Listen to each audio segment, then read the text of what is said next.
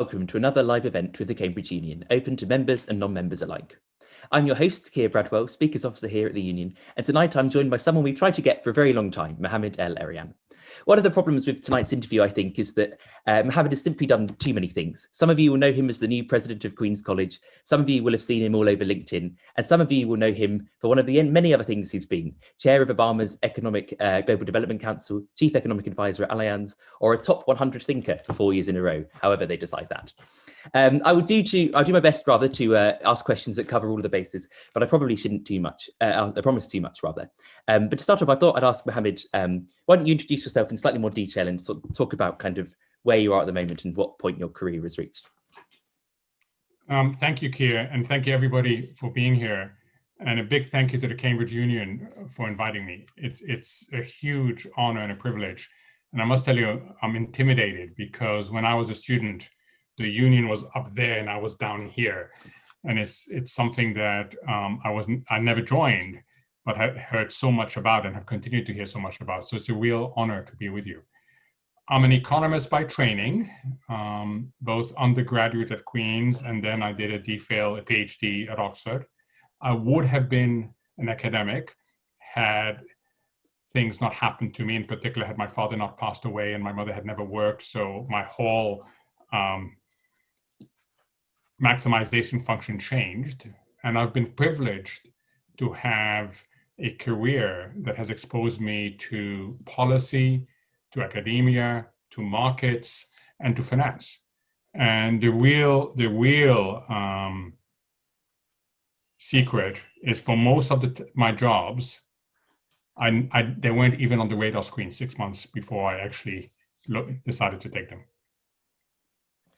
One of the things that sort of crops up and I found really interesting when I was researching this interview is that there are not very many interviews about you, but there are a lot sort of with you. And so I thought I'd sort of start off with something quite personal and ask, how has your kind of early years and your upbringing influenced the way you think about kind of economics today? So there's a reason why there aren't many interviews about me is because I don't like talking about myself. So that's the reason why. Look, I go back and all of us have one or two moments in life which are really defining moments. And those have really impacted how I approach things. The first one was when I was 13 years old. My father was a diplomat, so I got moved around a lot when I was young before being sent to a British boarding school, but that's a different issue. And we were in Paris at the time, and we got 4 newspapers, and they covered the political spectrum from left to right. And I remember a discussion with my dad when he said that he wanted me to read all 4 newspapers every day. As a 13-year-old, I had absolutely no interest in reading 1 newspaper, let alone 4 newspapers. And I said, no, and in any case, why read 4? If I read 1, that's enough. The news will be covered in 1, and the news is the same. And he said, you're wrong. It's not just about the news. It's about how you interpret the news. Unless you read from across the political spectrum, you're going to be missing something really important. And that was my introduction to how you think is as important as what and why you think. And the second element came in my entrance interview at Cambridge, where I was once again, this time in a much more humiliating fashion, I was once again exposed to the importance of the how. And that has really stuck with me since. I spend a lot of time on the how and not just the what and the why. So what was it at the interview that kind of gave that impression to you? You really want to humiliate me, don't you? Well, so you should know that I started out thinking I was going to be an engineer. So I took double maths, physics, and chemistry for A-levels. Within about 2 months, it became clear to me that I wasn't going to be an engineer and that I needed to do something different. And I decided that I would change one subject, chemistry. And it was in a group that was allowed French and economics. I wanted to do French because my mother's French and I speak French. The school felt that would be unfair, quote unquote. So I did economics. That's how I stumbled into economics, and I loved it. Preparing for my interview, my economics teacher gave me a book that had come out about 9 months earlier. It was a very talked about book in the UK at the time called Too Few Producers. And he told me, read this book, and I don't care how you do it, but raise it in the interview. And they're going to be so impressed that you've gone well beyond the normal. That's going to be a good thing. So here I was sitting, and those of you who know Queens, I was sitting in Cloister Court, and there were two people interviewing me, one person taking notes and the other person asking the question. And I knew the interview was going to last about 40 to 45 minutes. And we were 35 minutes into the interview, and I hadn't mentioned the book. And I was in internal panic at this point. We were talking, I was asked, how would you price the passage of a boat through the Suez Canal? And I said, that's a really interesting question. It reminds me of, and I pivoted to the book. It had nothing to do with the book, nothing to do with the book. But I thought, this is it. This is my last chance. And I saw the person taking notes, putting their pen down. And I thought, uh-oh, what's going on? So he came in and said, tell me about the book. And I went into a perfectly prepared monologue, gaining confidence as I went through it. And he asked me then a single question that demolished the whole hypothesis of the book. And I was, And then he got up, went to his bookshelf, it was in his rooms, pulled it off print, threw it to me. It was his review of the book in an economic journal. And he said to me, quote, simply because it's printed in a book doesn't make it true. And that was really quite a moment for me. Doesn't sound as bad as some interview horror stories I've heard, but I'm quite interested in thinking about kind of how your perspectives changed as you came through Cambridge, because obviously you've decided to come back now many decades later, and clearly it means a lot to you, and it's sort of a formative part of who you are now. What is it about Queen's or about Cambridge that sort of shapes the way you think? So when I go back, there was a negative element and a positive element. I went to boarding school, and we're talking about the mid-70s here, where I was the only foreigner, and it wasn't fun. It really wasn't fun. I learned words that I didn't even know existed. No one would call me Mohamed.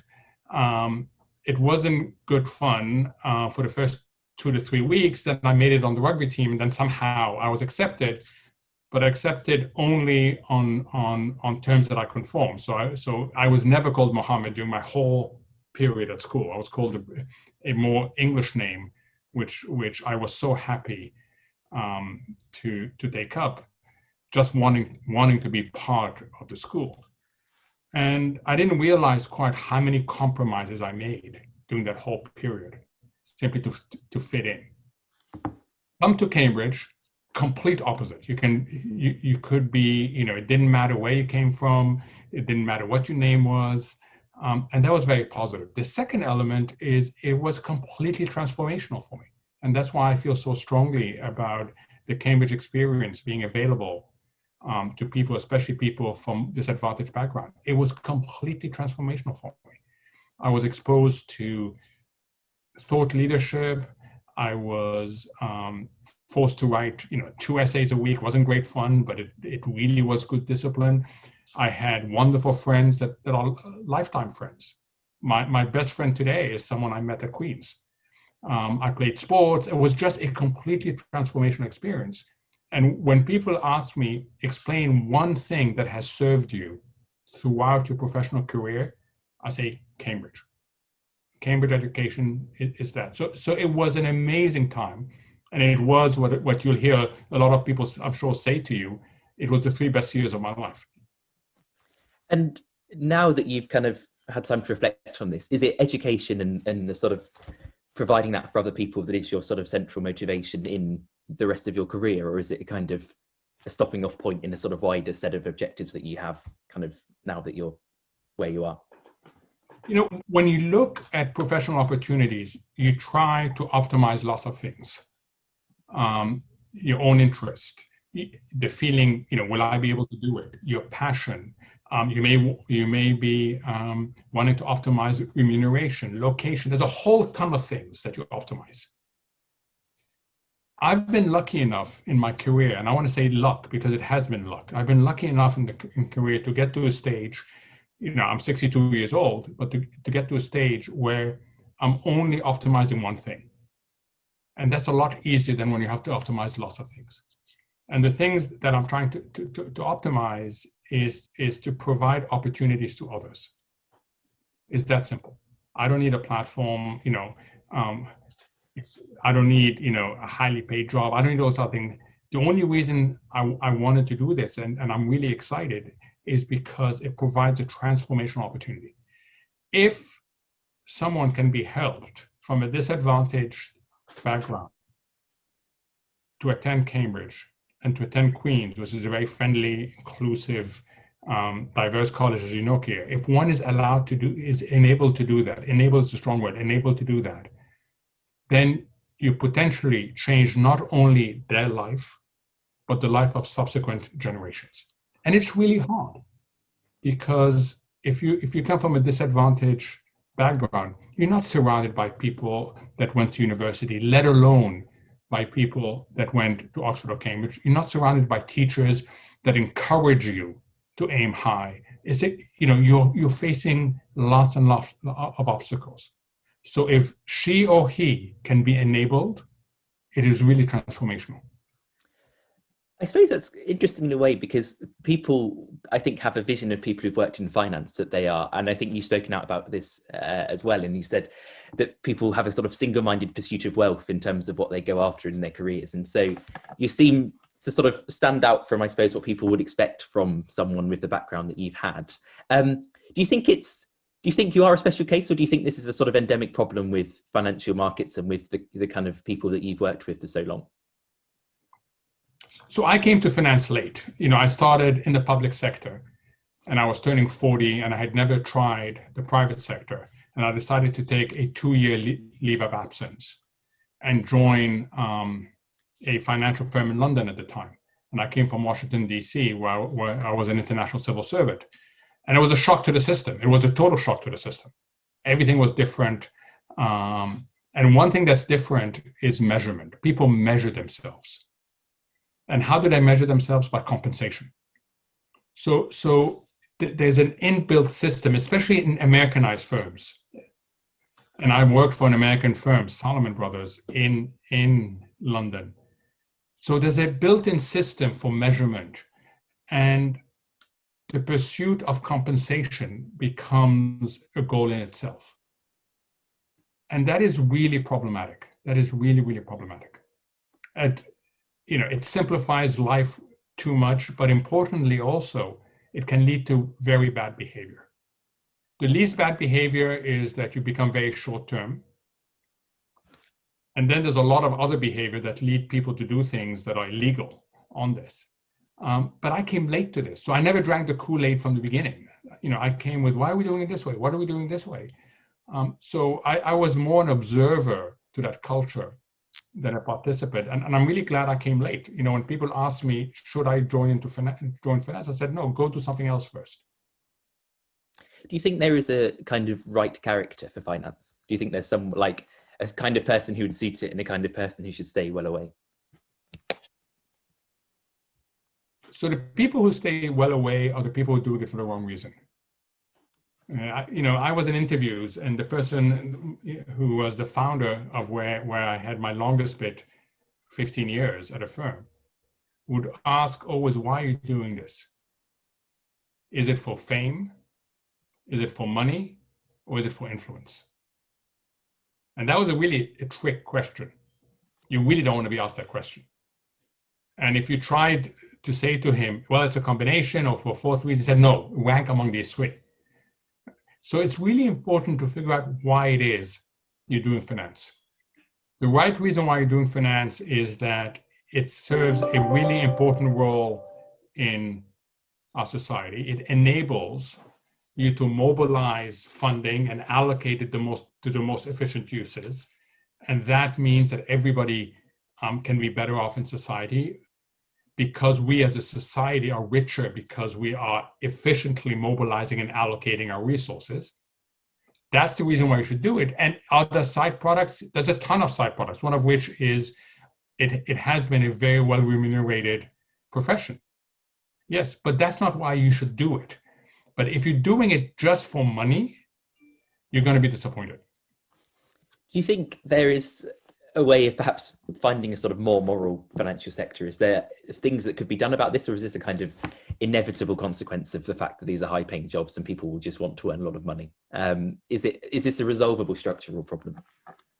I think it started to be resolved because people care more. I think the massive move we're seeing towards EFG, more emphasis on environmental issue, on governance, on social responsibility, is something that's helping a great deal.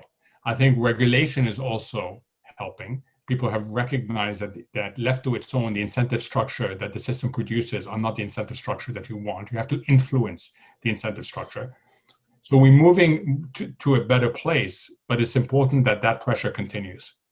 How deep-seated do you think those commitments to environmental policy, as you say, for example, are? Because I think some people would say these are capitalists trying to sort of make themselves look virtuous and insulate themselves from criticism, but it's a skin-deep kind of commitment to certain issues. Do you think, from your experience, that this is a more genuine than that? I do. I mean, I've seen it for the last 15 years. It used to be all about, we need to talk about it, but let's not do anything. That is where it was just after the global financial crisis, 2008. Then it became, let's continue talking about it, but let's actually try and do something. It's the right thing to do. Now, I think there's recognition that unless you take this seriously, you are at a competitive disadvantage. And you're at a competitive disadvantage for three reasons. One is, as more and more young people join your firm, they really care about this. So your ability to attract and retain talent is impacted by this.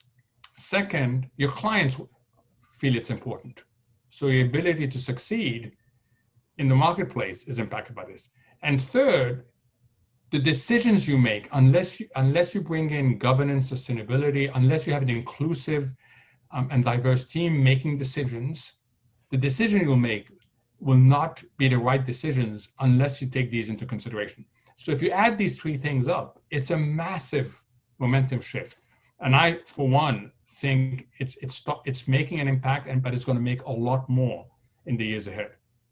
Do you think that this shows that financial markets in general are capable of quite long-term thinking? Because I suppose one criticism that was leveled, especially like in the wake of the financial crisis, was that these are institutions and people, like you said earlier, kind of in the constant habit of thinking about the next day and the next week, but perhaps not the next 10 or 100 years. And those are problems that are sort of a market failure because we can't really comprehend them or do anything about them individually because they're so large. Do you think that this is a sort of a testament against that hypothesis? It is, but it's also important to understand, okay, that if you're in the marketplace, and this is true of humanity in general, you are pursuing three different objectives. And you know, this is true of relationships, it's true of so many things. There's a sort of secular objective, long term. It will pay off, quote unquote, over the long term. Then there's a structural objective, which is that there may be issues wrong with the structure, and you are in a position to fix it. For example, completing markets is a structural issue, and that's really important. And then there's a third element, tactical, very short term. And we, in all our human behaviors, we actually are doing all three, but the balance of the three moves a lot over time. And in the case of markets, it was overwhelmingly tactical. Now we've got a bit more balance towards structural and towards secular. Is it the right balance? No, there's still too much tactical. Just look at what's happening in the marketplace today. Look at celebrities selling SPACs, which are these new vehicles where you tell the investor, give me your money, I'm not quite sure what I'm going to do with it, but I'm going to make you better off. And when you have celebrities selling this, you know that this is, you know, we have a sign of a bubble, and that's a very tactical sort of behavior. I'm going to come on to some of the more sort of philosophical questions about capitalism in a second, but I do want to ask before I move on. Many people, I'm sure, watching this are watching it because they have ambitions of working in finance, or they look at you as someone who's kind of done exactly what they'd like to go and do. What would you say to someone who's watching this and they're in that position? I would say decide first whether you want to be a specialist or a generalist. You can be both, but be clear in your mind. Don't fall in the muddled middle, because the muddled middle is problematic. A specialist is someone that develops a skill set. You can be a financial engineer, and that is really, really powerful. You can be a quant. It's really powerful, but it requires a lot of work. There's two sayings that anybody going into finance must always remember. Number one, you have no friends on Wall Street. If you think you have a friend, you're really mistaken. And to give you an example, the Robinhood clients, the customers who thought Robinhood, which is this wonderful app that millennials like a lot, they honestly thought Robinhood was their friend. Robinhood turned on them. So the first thing to always remember, you have no friend on Wall Street. And the second thing you have to remember is that if you are looking around in a quote trade in something, and you can't figure out who's less good at you than this, then get out of it. Okay, you're the weak hand. Get out of that, because the system has an element of a zero-sum game. So, for example, if you're going to be a specialist, make sure you're going to be a really good specialist. Don't be a muddle specialist on that. You can also be a generalist. Specialists contribute from a bottom-up perspective. Generalists contribute from a top-down perspective. But to be a generalist, you need to be able to speak 3 languages, or at least understand 3 languages. And by understand, I mean hearing what people are saying to you and being able to engage. One is economics. 2 is market math, the mathematics of valuation. And 3 is what are called technicals, and other people instinct, a feeling for what is the mentality of the marketplace. And if you've done behavioral science, that's great, because you really do understand that. But if you're going to be a generalist, you're signing up to understand and speak these 3 languages. So take that seriously, because if you're just speaking one, you're going to be very lonely very quickly. Would you? And I can give you a specific example of this if you like. Go on. So when I joined from someone who had been trained as an economist, and I worked in the policy world. And I came in as an analyst. And in the old days, the pyramid was very clear. The top of the pyramid are the traders. And the bottom of the pyramid are people like me. I was a cost center, because I don't generate revenue. The traders generate revenue. The market people generate revenue. So I was interviewed by one of the traders. Now, that trader was 23 years old. He would walk in with the mirror, the Daily Mirror, under his arm, and this is a long time ago, but you can imagine. And he said to me, "There are times when I want to hear what you have to say on fundamentals, on economic and policy issues. There are other times that if you come anywhere near me, I may shoot you." I said, "What do you mean?" He said, "If the market is trading on technicals, I don't want you to confuse me.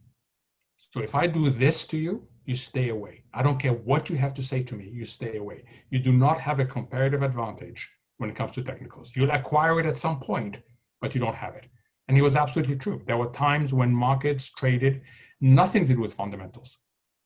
And you have to have that instinct inside you to know which regime are we in. One of the questions I have after that as well is there, would you have sort of moral guidance for people kind of watching this as well, or is it purely kind of technical? Oh no, I have lots of moral guidance. Let me give you another example. I used to be part of the partners compensation committee, and each partner coming in at the end of the year would be given 2 numbers: how much they earned in total, what paid the bills, and what percentage of the profit pool was their compensation. The first number is a very concrete number. The second number is a fraction. It is what you control, how much you've earned, but the denominator is subject to lots of different things that have nothing to do with you. How many people came in? How many people left? Was there a particular area that was rewarded? It is not what analysts call same store sales. It is changing all the time. So the number that you looked at, the fractional whole, is a meaningless number. It really is a meaningless number. They would be obsessed if they've gone down 0.1 or 0.2 percentage.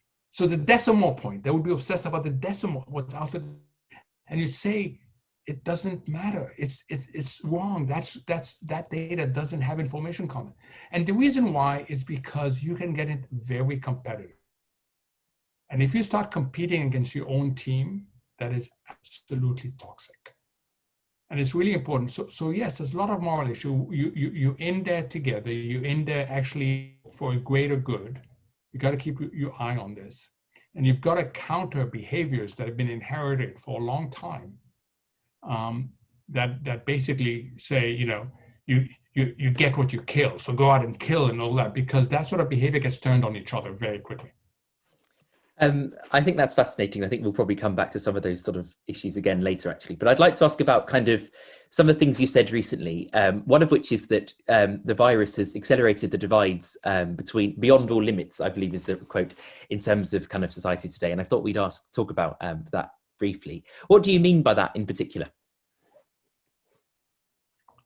So there's three types of inequality that we should keep an eye on. One is the inequality of income. The other one is the inequality of wealth. And the third is the inequality of opportunity. And what the virus has done is it has worsened significantly all three. It has erased, in terms of income, it has erased years of progress on poverty. In terms of wealth, it has made the wealthy a lot wealthier.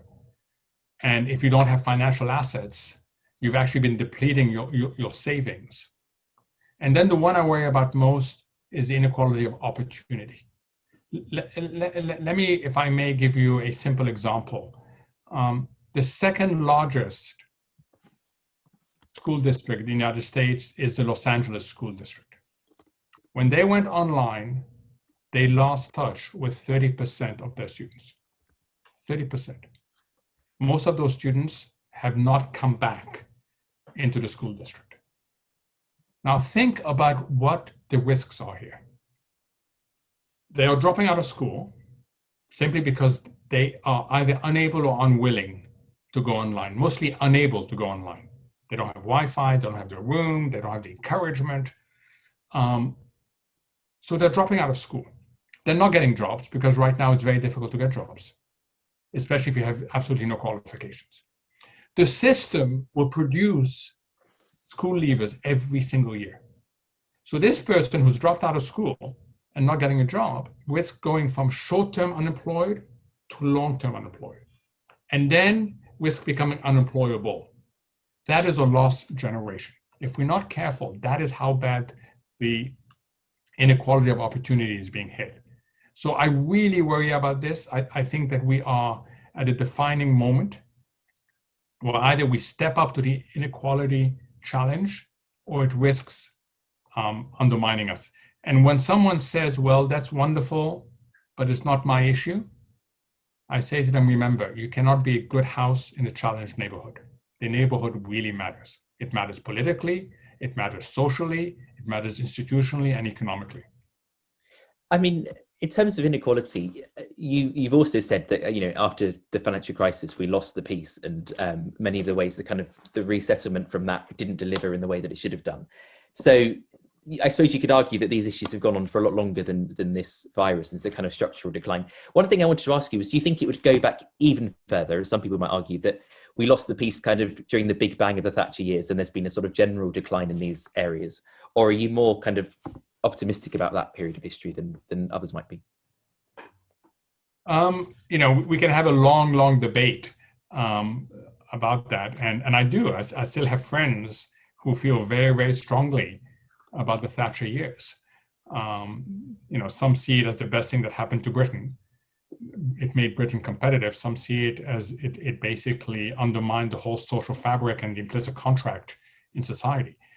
I do think that going all the way back there then is an interesting academic exercise, but it doesn't shed as much light as going to 2008, the global financial crisis. And why is it that we came out unable to grow sustainably and inclusively? Why is it that we lost the peace? Because that's really important. Because as you said, Keir, I really worry that once again, we're going to win the war. And it's a massive war. We're fighting a war against a virus that evolves, and we're fighting a war against a massive economic recession. Just to put it into context, last year, the UK economy contracted by 9.9%. That's a lot. It's taken years away of expansion. That's a really serious hit to the UK economy. So it's really important that we win this war, and I've gotten more optimistic about our ability to win this war. But right now, we have to also focus on the peace. And I say, this is not just a government issue. It's about companies, it's about individuals. I challenge people. I say, do you have 3 lists? So they say, what do you mean? I said, coming out of COVID, do you have 3 lists? I say, what should I have? I go, you should have a list of things that you've learned during COVID and that you want to continue doing. Because we had the most amazing series of national experiments that we were unprepared for. So we've learned a lot, and there's certain things that we've learned that we should maintain. There's a second list of things that we can't wait to get rid of. And then there's a third list of things is what you want to catch up on and when. And all of us, whether from the very top governments and then companies and then households, have to think that way, because we're going to pivot. And the inclination is to declare victory and then end up in the muddled middle, where we don't learn, right? But we don't have enough momentum. And that's one thing we should all guard against. So when it comes to winning the peace, some people would just say, well, the economy's booming again. We've voila, the work is done. And other people would obviously take a completely different view in terms of the impact of inequality and so on and so forth. Do you think that there is a trade-off between those two things? Or do you think that there is a sort of happy way of winning the peace? Is there a resolution that will please everybody? Yes, there is. I think you can win the peace with inclusiveness and dealing with inequality being a tool to winning the peace. And let me explain why, if I may. And if I'm talking too much, you can interrupt me anytime you want. As an economist, there's a demand issue and there's a supply issue. The supply issue is very clear, is that if we lose a generation, we're going to hamper our productivity. And there are going to be fewer people producing, and we're not going to be able to maintain, let alone grow our standard of living. And I think every parent wants their kids to be better off than themselves. But if we have lost generations, we're not going to be able to do that. So that's the supply side. From the demand side, we've been dealing for years now with insufficient demand. The economists will know it's called the marginal propensity to consume. You give £1 to a poor person, they will spend it. And it goes back into the economy and has a multiplier effect. You give £1 to a rich person, they're most likely going to save it. So what you also get is not only a supply issue if you don't deal with inequality, but you get a demand problem as well. And we don't want a situation where both supply and demand become headwinds to what already is a significant challenge because of structural change, because globalization is changing, the impact of technology. There's all sorts of demographics, there's all sorts of these longer term structural elements. So it's really important. I do think that addressing inequality is a means, not just an end in itself, it's also a means to higher and more sustainable growth. Are you optimistic then overall about our ability to win the peace? And do you think that the things that we learned from 2008 and perhaps what went wrong there, as you've said, have they given us a kind of institutional, foundational basis for dealing with some of these issues? Or do you think we're going to be facing a similar kind of problem again?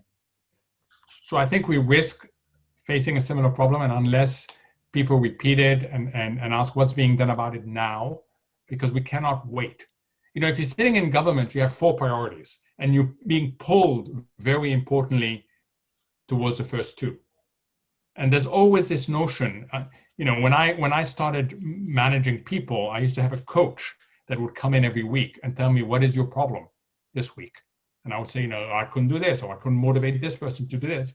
And they would offer me tools. And I remember one of the tools, which I use to today, is to have a matrix. Across is important, not important, important.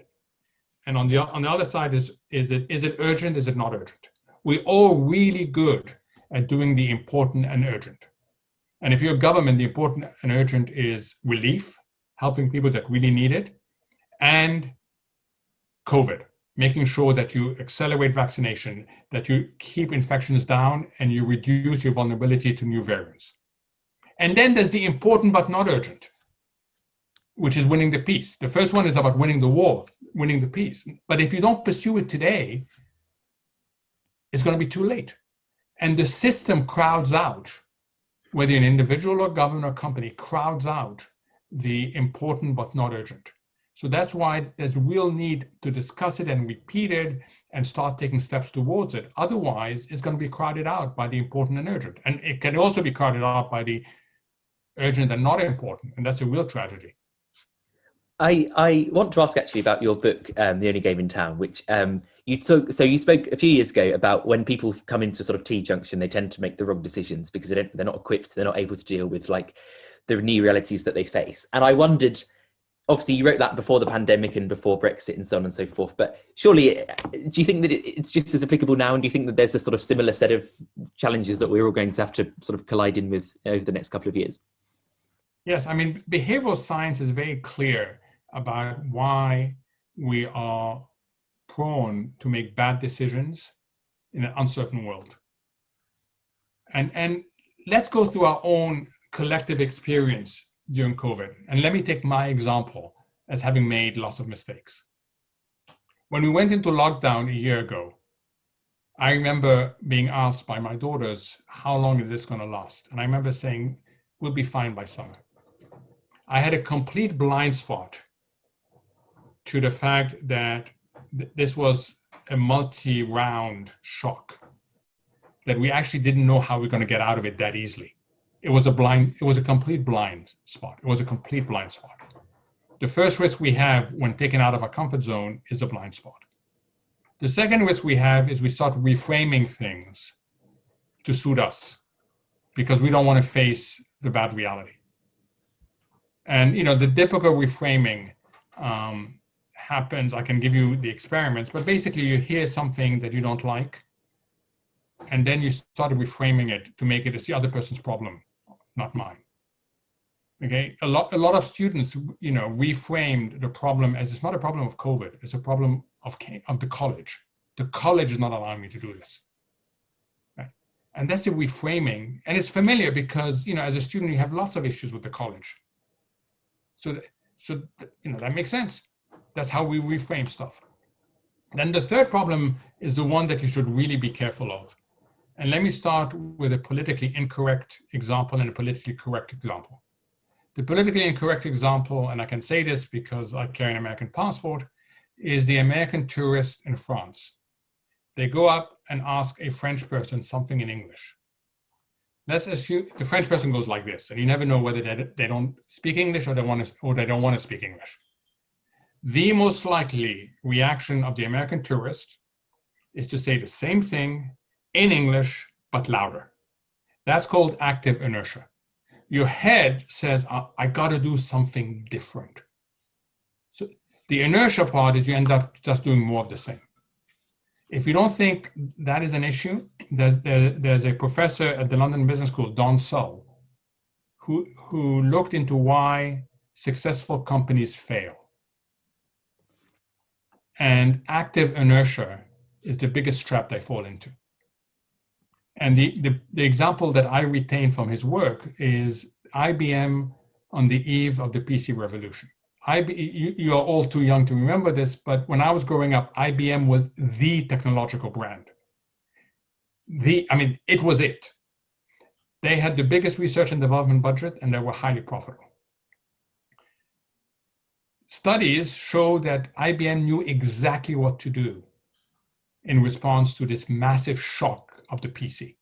So their mainframe, they're here, and they realized that back in here, the PC would come in, and it would attract people, customers here, and many more here. So they needed to be here. But in order to be here and maintain profit margins, they needed to take their mainframe upstream, charge premium pricing. That's the absolutely right business strategy. Absolutely right. It was passed by management. It was passed by the board. And when they ended up implementing it, people, middle management, all went back to doing what they're doing. So they signaled one thing, but they didn't want to go there because they're being taken out of the comfort zone. And had IBM not reinvented itself, it wouldn't exist today. So I'm very conscious that we have to battle these behavioral traps. And it's not because we're bad people, we're not. It's the way we are conducted. Right? We are built with blind spots. When you buy a car, your rearview mirror has a blind spot. So what do modern cars do? They put a little light on to say, look, you have a blind spot. Now do something extra. They don't say you don't have a blind spot. No, you acknowledge you have a blind spot. It's a structural feature, just like we have blind spots because of structural features. So I feel quite strongly that we really need to think about how we do things in order to avoid these traps. I think I have two questions following that. One is, do you identify some of those behavioral patterns in, for example, Boris and the way that he conducted his sort of tantamount sort of refusal to lock down properly early enough? And do you think that looking back, a lot of the policy failures of the pandemic were kind of linked to this? So I wrote an article on this, how the UK iterated to the right solution. And I live in a country that's still iterating, okay? We've opened up without the vaccines taking hold. We just decided that because infections have come down, that's it. So we are, in the United States here, I have this image of what the UK did after that led to after the second November lockdown, is that we emerged too quickly from this. I think you have biases. I think the Prime Minister is optimistic by nature. And therefore, if you're optimistic by nature, you will tend to see the glass half full, and you will jump on that. And I think that it took a few turns to realize that the mistake to ask is not what can go well. We are so good at asking that question. We love that question. The really hard question to ask is the following. Not only what mistakes am I likely to make? Because if you're dealing with a virus you don't understand, and if you're dealing with human behavior that you can't control, we as a country are likely to make a mistake. So the question is, what mistake am I likely to make? And in particular, what is the recoverable mistake? What's the non-recoverable mistake? And that is what changed in December, is the thinking got to what mistakes are we likely to make? Because we've made a few mistakes into this. And what's the non-recover? And that's why the UK today is being much more careful than what the numbers would suggest. Yesterday, the number of deaths was below 100. Infection rates have gone down to 5,000. Vaccination is spreading, right? You have every reason to be much more optimistic and step on the accelerator in terms of opening up. But this government is saying, you know what, we're not going to make a mistake this time around. We're going to minimize the mistake, and we're going to be more cautious. And it has been a fascinating behavioral evolution supported by the science. So would you say that the kind of, if we're to take something from what you've just said, it's that we should all be more pessimistic? No, I think we should be open to scenario analyses. We should be open to ask the question, what can go well as what can go badly. And we should just have a much broader sort of mindset in discussions.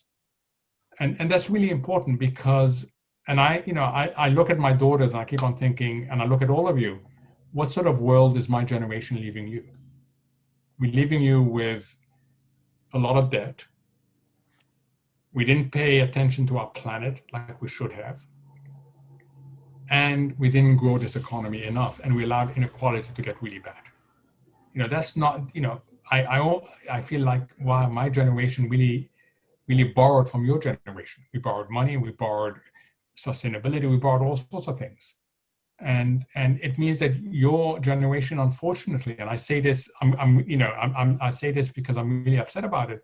Your generation, unfortunately, is going to have a much more challenging time than certainly the prior 2 or 3 generations. In terms of the thinking and behind decision making, Kate Bingham is credited with a lot of our vaccine success, and she was a venture capitalist by trade. Do you think that there's a sort of mindset or a mentality that comes with kind of markets and finance that is helpful in the public sector? I think there's 2 very important mindset issues, which is be willing to make lots of bets and take risk, but also ask the question, how do you underwrite that risk? So we're going to look back and think, this is incredible. A year ago, we were figuring out what had hit us. We had no idea what this virus is. And a year later, we've vaccinated a third of the population. That's an incredible achievement.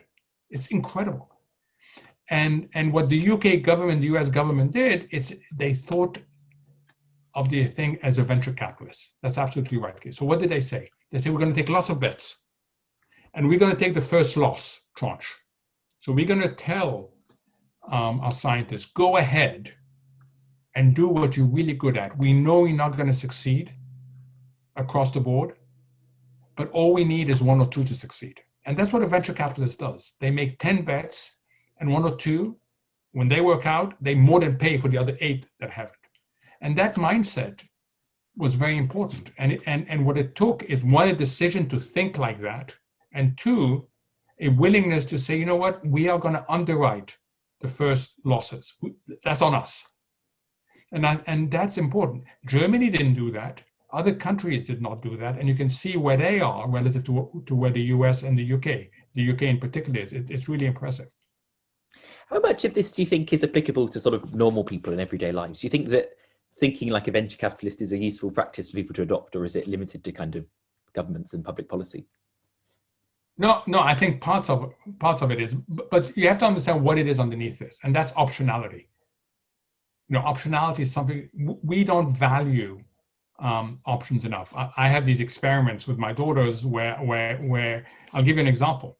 I said, if someone was to come up to you and say, I will give you X amount upfront in your name, and you allocate 10% of your lifetime income, would you do it? Now, the right question is, well, what is that amount, right? Both my daughters rejected it outright. Absolutely rejected it, okay? And it's the mindset, it's there's too little thinking about what if. If I tell you, if you want a simple, on a piece of paper, 3 characteristics of success that are following. Have optionality in your life, which means you're open to make different decisions depending on the information you get. 2, have resilience. Yes, you're going to make a mistake, but have the resilience to bounce right up. And 3rd, have agility. If you have that combination of resilience, optionality, and agility, you will do really well in life, because you need all 3. If you're just resilient, you're not entrepreneurial, you're going to get stuck, and you're not going to move forward. If you're agile, but you're not resilient as well, you're not going to recover from your mistake. And if you don't think via optionality, you're going to give up a lot of issues, and most importantly, you're not going to be able to adapt as information changes. To what extent do you think that those 3 things are, or one's ability with respect to those 3 things, as determined by their wealth and by their financial backing? So resilience, definitely, absolutely, right? And that's where life gets really unfair, because if you come from a wealthy background, you have a resilience that other people do not have.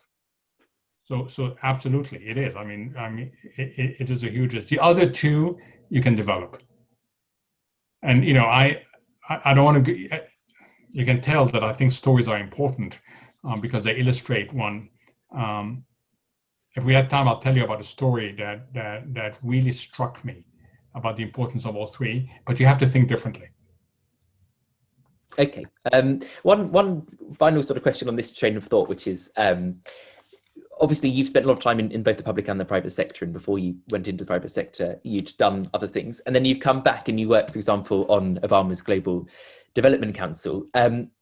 How do you think there's a kind of endemic problem with decision making in the public sector? How have you found kind of working with Obama, and like the kind of are there things that you think that the public sector gets wrong that the private sector gets right?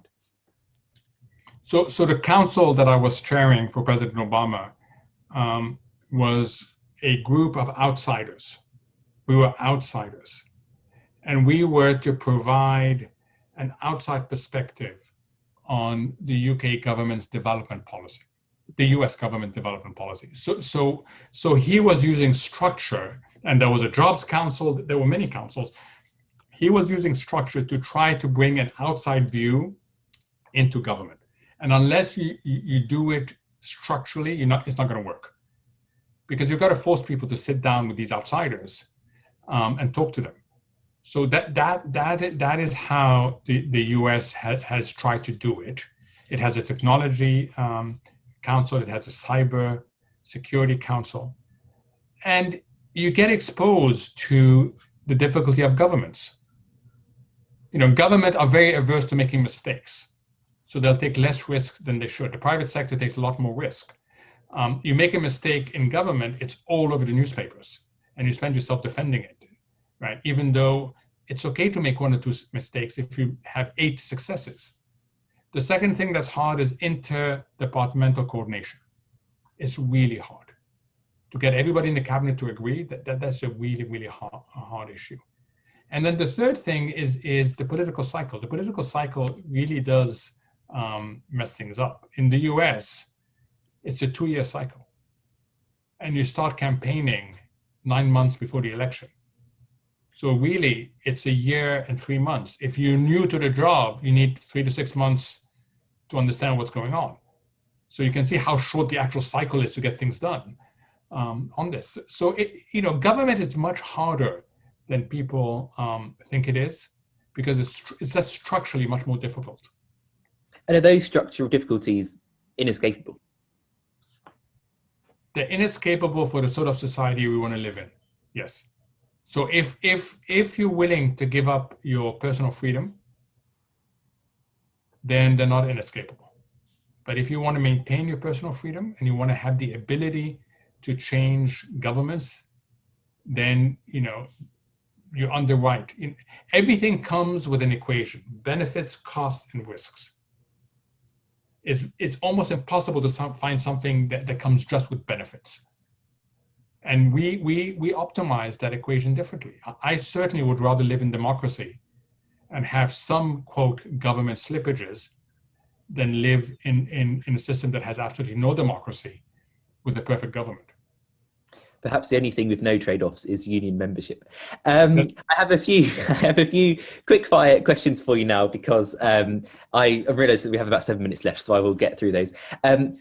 Firstly, on vaccines, do you think that this has made Brexit sort of vindicated? Do you think that this has sort of shown the wisdom of this decision all along? It's illustrated how hard it is for the Eurozone, for the EU to move when there's an unanticipated shock. Yes, if the US takes advantage of, the UK takes advantage of its flexibility, it will outperform Europe for quite a while. Okay, there's so many follow-up questions I want to ask, but we're out of time, and I mean, dear, oh dear. Next one, Bitcoin. I read that you bought it, and I wanted to ask why. I bought it. So first, I was asked on TV when it was 19,000, would I buy it there? And I said no, I'll buy it below 5,000. It went below 5,000 on a purely sort of technical trade. I thought it was an overshoot, so I bought it then. I then sold it again at 19,000. Why 19? Because that's my framing. Here's a perfect example of framing, making bad decisions. And then over the next 3 to 4 weeks, I watch it go over 50,000. So, part of me is happy that I called the under 4 to 19. Part of me thinks I'm the stupidest person around because I missed the next massive gains. Do you think that Bitcoin and cryptocurrency is a trend, or do you think that Janet Yellen should start worrying about it? I think governments have to worry about it for three reasons. One is it takes away from what's called seniorage, which is what they get to when they issue currency if they're not careful. Two is it's part of a massive bubble that's going on in financial markets. It's rational, but it's a bubble. And three is that people are going there because they no longer trust government bonds as their risk mitigators. So yeah, I mean, there's a lot of messages in this Bitcoin phenomenon. Speaking of messages in things, my other quick fire question is, what was the biggest thing that you took from the GameStop fiasco, debacle, situation, whatever you want to call it? It's a little bit like Star Wars. The Empire strikes back, and when the Empire strikes back, the rebellion is at a real disadvantage. Okay. I'm now going to do a couple of questions about Cambridge, because we've sort of gone, I feel we've traced the arc of your career a little bit from the beginnings at the beginning to kind of where you are now. One question I have generally is, you talk a lot about impact and sort of reducing inequalities of opportunity and so forth. And if it were me, I would think, well, the greatest inequalities of opportunity are the ones on a global scale, the countries that don't have the kind of resources to kind of give people human capital and so on and so forth. And if I were kind of in that position, maybe those would be the issues that I wanted to tackle. What was it about you that said, I'm going to focus on Cambridge and on a college, and I'm going to take that over instead? Because it was concrete. First of all, I didn't take it over. I mean, I was lucky enough that the governing body of Queen's elected me. And I'm very grateful to them for that, because it was concrete. It was really concrete. I've tried the other one in my work in development and in some of the philanthropy I do, but this was very concrete.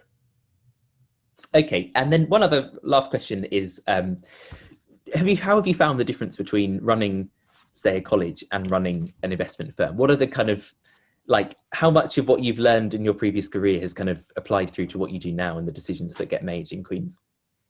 So the notion that the president runs anything is crazy. The only thing the president runs is a meeting. That's all.